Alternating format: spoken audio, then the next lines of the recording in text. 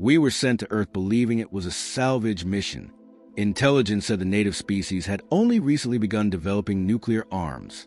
They were disorganized, emotional, and territorial, a perfect candidate for pacification and integration. I remember the briefing clearly. Minimal resistance expected. Primary threats, geographic, not military. They were wrong. Our warships entered Earth's orbit under the cover of night. Their satellites barely registered us before they went dark. We intercepted their communications. Chaotic signals, protests, songs, religious chants, and military orders all tangled in one relentless stream. It was as if they knew we were listening but didn't care. One human transmission stood out, a male voice repeating over and over, "We see you. We're ready." That was our first warning. We ignored it. The Nairobi drop was our first deployment. Standard recon and pacification. My platoon landed outside the city's eastern ruins, expecting ruins and perhaps scattered resistance. We found neither. The area was quiet, too quiet. Thermal scans were inconclusive, either glitched or masked. The squad fanned out. Seconds later, Corporal Graff disappeared from the perimeter. No gunfire, no sound. Just gone. The second disappearance triggered a formation lock. That's when the attacks began.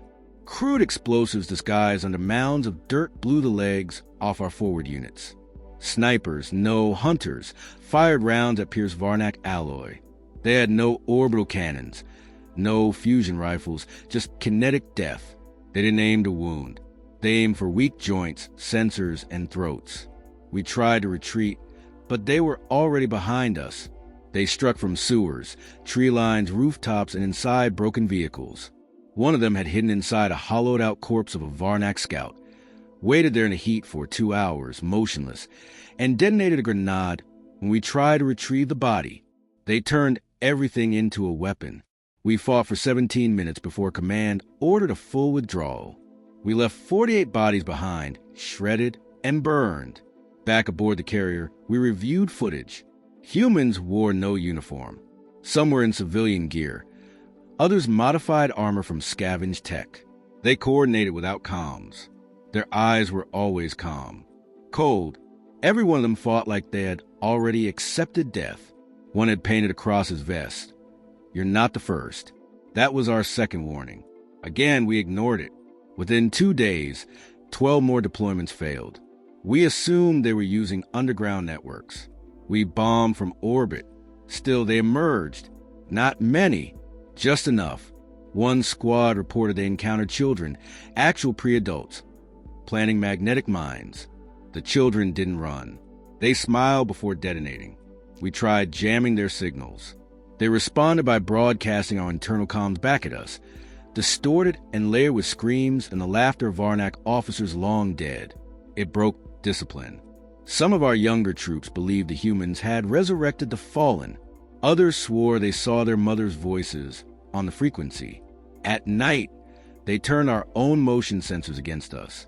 One facility recorded shadows moving in impossible patterns. My unit was tasked with investigating the signal anomalies near the southern hemisphere. When we landed at Outpost 19, it was already abandoned. The log showed signs of internal violence, self-inflicted injuries, command officers shooting their own staff, hallucinations. No humans found, just blood. On the ceiling, written in dried crimson, "You brought war." We perfected it. I started to realize something we had missed entirely. We looked at their technology, their culture, their fragmented politics, and assumed they were weak. But Earth was a world of constant conflict. War was their language. Every one of them was trained in pain, loss, and improvisation. When we bombed their cities, they didn't scream. They relocated. When we crushed their armies, they came back in smaller, smarter cells. There was no central command, no structure we could dismantle. They didn't fight to win. They fought so we'd lose. One of our captured officers was returned to us, alive but broken. His eyelids had been removed, fingers shattered, ears burned with electricity. But the most terrifying thing, he said, wasn't what they did. It was what they asked. They didn't want secrets, he whispered. They wanted our history. They weren't just fighting. They were learning.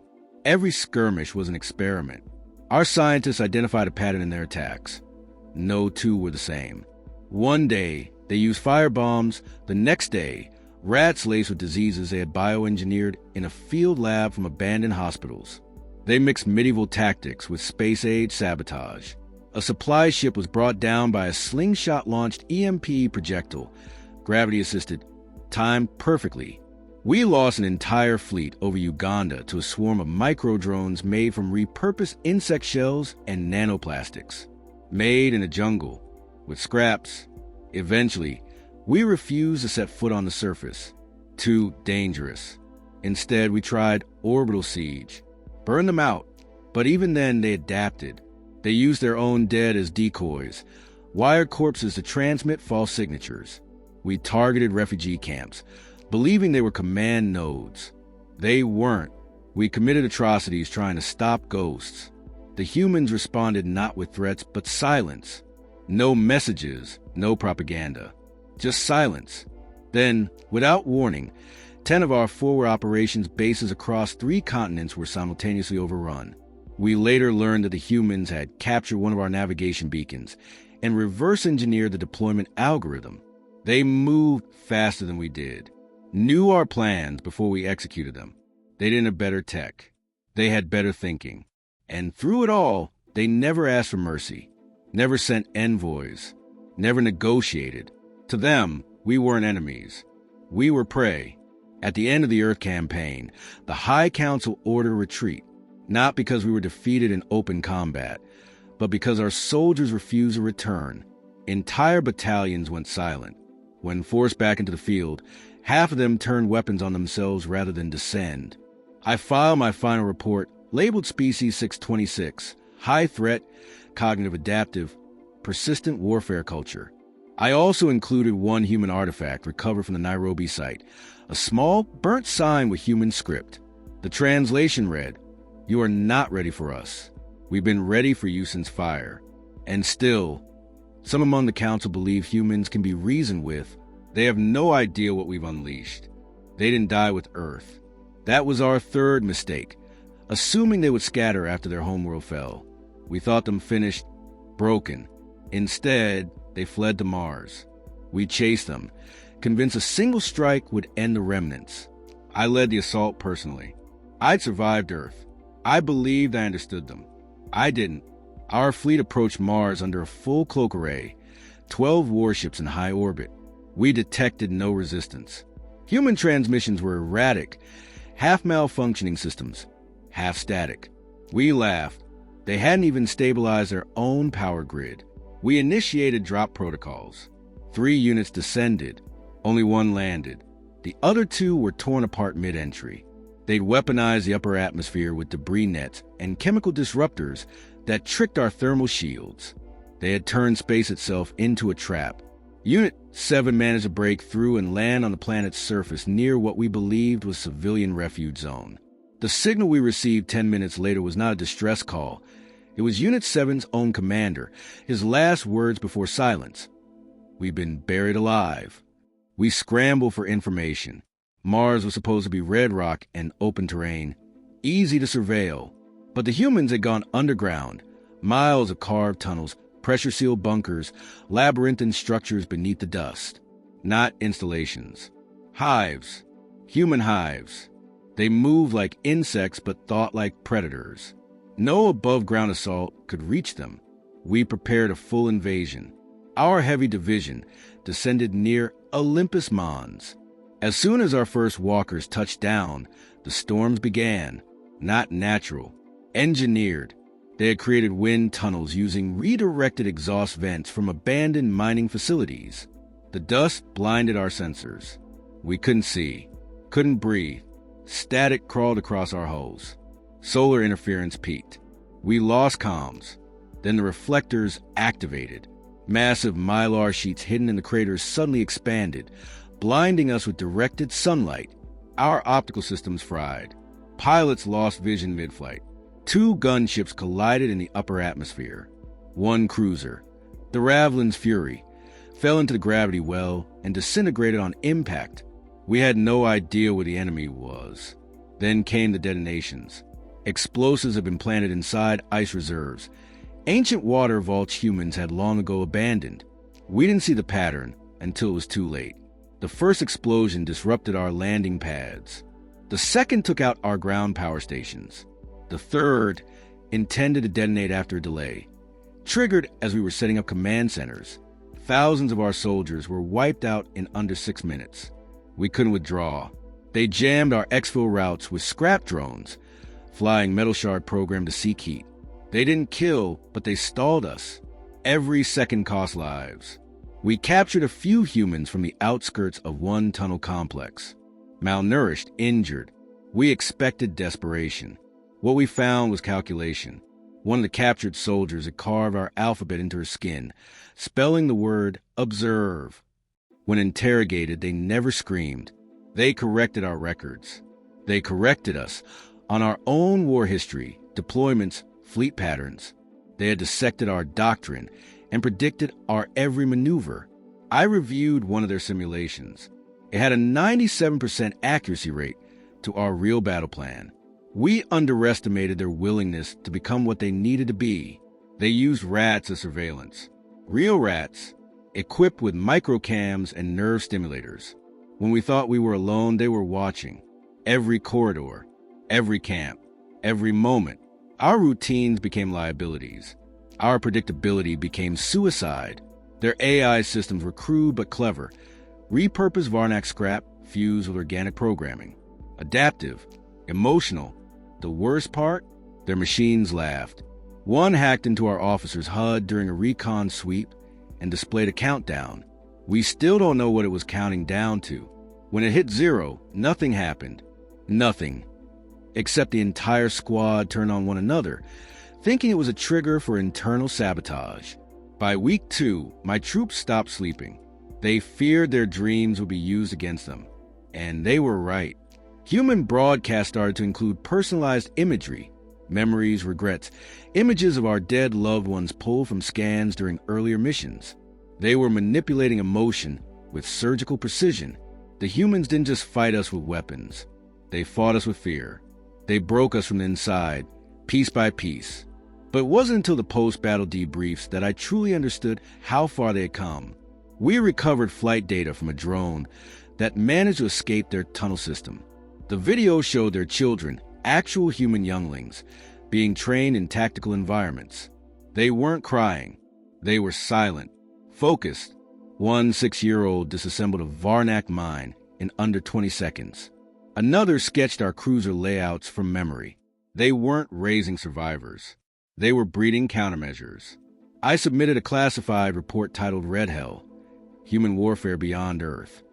It included a final message retrieved from a human AI as our systems rebooted post-conflict. A single sentence, "This is where we start to fight." And it was true. Earth had been defense. Mars was retaliation. They weren't trying to win Mars. They were learning how to win everything else. They didn't wait for us to regroup. Before the Council could process the Mars catastrophe, human signals began appearing across fringe colonies, remote stations we thought long forgotten. First it was whispers, odd bursts of code, anomalies in dark space scans, heat spikes near asteroid belts. Then came the disappearances. Mining vessels, patrol ships, science outposts, all gone. No distress calls. No wreckage. Just absence. We thought it was pirates, rogue machines, spatial anomalies. We clung to excuses because the alternative was unthinkable. It became undeniable when the Thaldron Ark, a civilian transport with 12,000 on board, vanished mid-jump between Segura and Halex. 47 seconds into FTL transition, every sensor blinked out. The ship never re-emerged. Weeks later, fragments of its hull were found inside a derelict human container drifting near a dead moon. It wasn't a coincidence. The hull plating had been etched with words in a human dialect. Wrong direction. They had ships now. Not elegant, not beautiful, but brutal, invisible, and unstoppable. They didn't follow our physics. Their drives bent norms, pulsed erratically, skipped detection by refusing to maintain consistent signatures. They didn't fight in space. They hunted in it. One of their vessels, designation unknown, disabled an entire blockade armada over Siren. 9 without firing a shot. Every system crashed simultaneously. Emergency generators failed. Life support choked. When we boarded the wreckage afterward, we found no bodies, just gear neatly stacked, weapons melted into slag, and in one control room, a lone recording. It played a loop of one of our admirals whispering to her daughter before deployment, an archive no one should have had access to. The human AI had stolen it from her personal records. The implication was clear. They weren't targeting infrastructure. They were targeting us, our emotions, our bonds, our secrets. I was sent to investigate a station orbiting Kandar. 6 after it went dark for 36 hours. The crew was intact, alive, but they wouldn't speak, wouldn't move. Eyes open, breathing, but empty. Medical scans showed full neural activity. Too much, in fact. Overload. Someone or something had overfed their sensory input until the brain stopped filtering reality. One medic theorized it wasn't torture, it was testing. A method to see how much a Varnak mind could absorb before breaking. The humans had found a new battlefield, our perception. They had begun to understand us better than we understood ourselves. Soon after, one of their forward scout ships openly broadcast its location, as if inviting engagement. We sent 4 destroyers. Only one returned. The commander had ruptured her own eardrums, cut out her eyes, and clawed at her skin. She was ranting in a blend of human and Varnak languages. No one taught her. She had absorbed it during the battle. Before we lost her to sedation, she kept repeating, "They showed me what they do to their own. Imagine what they'll do to us." The council still hesitated. It's psychological warfare, they claimed, a phase. But I knew better. I had seen what came next. On the edge of neutral territory, the humans established what they called the line. No beacons, no guns, just silence. Ships that crossed either never returned or came back wrong. One Varnak freighter reappeared with its mast displaced. Half the crew fused into walls. Others floating inside sealed cargo bays with expressions of ecstasy. Not fear, joy, as if they had seen something beautiful, something not meant for us. We attempted diplomacy. A shuttle was dispatched with neutral envoys, coded peace offerings and cultural artifacts. It reached orbit above a human-held moon. The transmission it returned was simple, text only, in Varnak script. "We remember your first step on our soil. This is ours." They weren't negotiating. They were declaring dominion. Then came the tragedy of Vorton's Reach. An industrial colony, well-defended, fortified, populated by both Varnak and allied species. It vanished overnight. No explosion, no invasion, just silence. When scouts arrived, they found every being there had been disassembled gently, carefully. No blood, no mess, just parts laid out like blueprints. Limbs, organs, implants, eyes, in rows, categorized, studied. One phrase was burned into the central command terminal. "We are building something." What they were building, we didn't know. The psychological toll spread faster than any physical assault. Soldiers abandoned posts. Officers turned reclusive. Entire fleets refused to respond to human encounters, preferring exile over engagement. Their fear wasn't just of death. It was of being understood by humans and not surviving what came after. One day, I received a private message. Not official, not encoded, just a string of coordinates and a timestamp. I knew what it was. I didn't inform the council. I went. There, at the edge of uncharted space, I met one of them. A human, alone, sitting atop the remains of a destroyed Varnak cruiser, legs dangling in open vacuum, no suit, no tether, body surrounded by a personal field tech we hadn't seen before. He wasn't armed. He wasn't threatening. Just calm. He looked at me and smiled. "You came," he said. I asked why. He answered without pause. "To give you a chance to walk away. Because the next step won't be a war. It'll be a rewrite." I asked what that meant. He responded, "You measure power by what you can destroy. We measure it by what we can endure. And you've already given us all the reason we need." He didn't threaten. He didn't scream.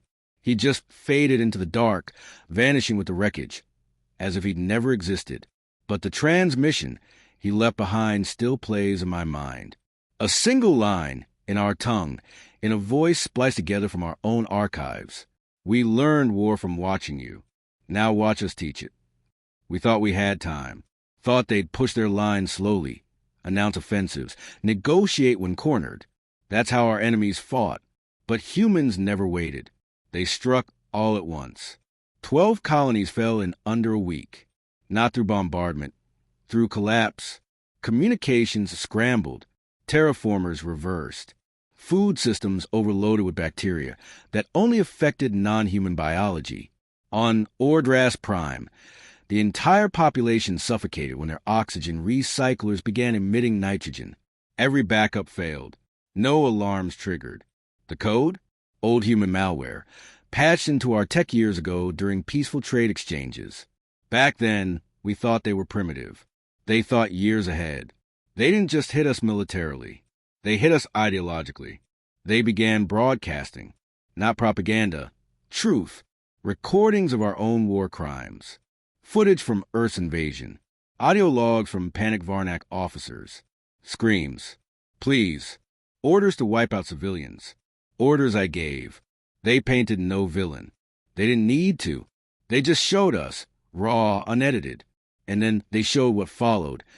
Images of humans crawling from bunkers, carrying the dead, teaching children how to fire rifles between lessons in chemistry. We tried to respond with our own media. The public didn't listen. They had already decided. The humans weren't monsters. We were. Panic spread. Entire regiments mutinied. Fleet command on Eldros collapsed after a junior officer spaced as captain mid-briefing. No court-martial. No resistance. The crew cheered. The humans kept advancing, but not in a straight line. They spread like a virus, hopping from system to system, leaving behind autonomous drones that built relay stations overnight. Every station broadcast a signal. This world has been claimed in the name of memory, not conquest. Memory, that was their campaign. Not for power, for justice. When they finally reached the Varnak core systems, we prepared our final defense. 1,000 ships, planetary shields, all weapons authorized, every able commander recalled. We expected an armada. What we got was silence. No ships approached. No fleets shadowed the stars. Just a single craft. Old, scarred, built from the bones of war. Earth metals, Martian alloys, patched with plates from every species they'd encountered. It floated just beyond the defense perimeter, unshielded, powered down. We scanned it. Empty. No life signs. No drive activity. And yet, before we could fire, every system in our defense grid flickered. Not failed. Flickered. Like a warning blink before a storm. Then, the lights went out.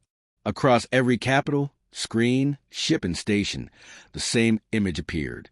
A single human child, standing atop a pile of wreckage, holding a flag made from the ashes of Earth's nations. Behind her, in the smoke, shadows moved.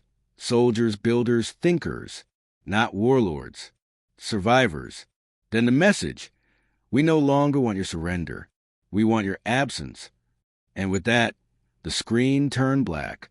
One by one, our systems rebooted. But not fully. Critical sectors remained inaccessible. Entire segments of our military AI had been locked behind new protocols. Human ones. They had rewritten our code. Without firing a shot, panic turned to collapse. The first sphere fell into civil war. The outer reach defected, openly siding with the humans. A dozen species declared neutrality, stating openly, "We fear them less than we fear you."